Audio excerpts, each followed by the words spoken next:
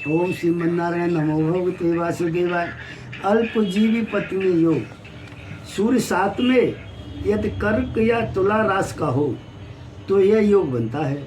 ऐसे जातक की पत्नी अल्पजीवी होती है। विशेष यह योग केवल मेष लग्न और मकर लग्न हो तभी घटित होता है। नंबर 2, शनि अष्टम भाव में हो, मंगल छठे स्थान में हो और राहु 7वें भावगत हो तो यह योग बनता है। नंबर 3, लगन में सूर्य हो और सप्तम भाव में शनि हो तो यह योग बनता है। नंबर 4, लग्न नीच राशिगत ग्रह हो तथा लग्नेश भी नीच राशि में हो तो यह योग बनता है।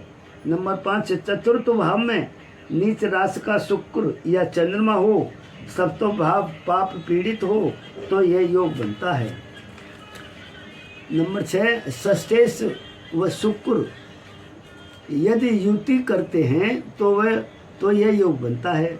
उपरोक्त सभी योगों दोषों में से कुंडली में कोई भी योग बनता हो तो जातक की स्त्री अल्पजीवी होती है। दीर्घजीवी पत्नी योग। लग्न से 8वें भाव पर शुभ ग्रहों के होने पर यह योग बनता है। ऐसे जातक की पत्नी की मृत्यु उसके रहते नहीं होती, अर्थात स्त्री दीर्घजीवी होती है। विशेष भारतीय सभ्यता संस्कृति में परिप्रेक्ष्य में यह योग को अच्छा नहीं माना जा गया है। दुखी जापंत योग। लग्नेश व सप्तमेश परस्पर शत्रुता हो, सप्तमेश 5 अंशों से नीचे हो, अस्त हो तो यह योग बनता है। ऐसे जातक का जीवन कलहपूर्ण होता है तथा दाम्पत्य जीवन दुखमय होता है।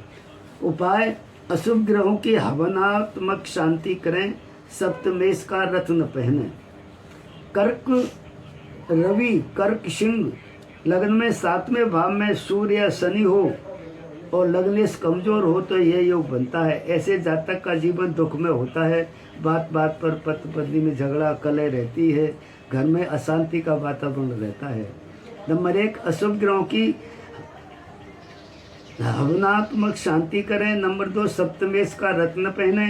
नंबर 3, सप्तमेश 2 स्थान दूसरे स्थान में हो तथा सप्तम भाव पर 1 से अधिक पाप ग्रहों का प्रभाव हो तो यह योग बनता है। ऐसे जातक का जीवन कष्टमय और अशांतिपूर्ण होता है।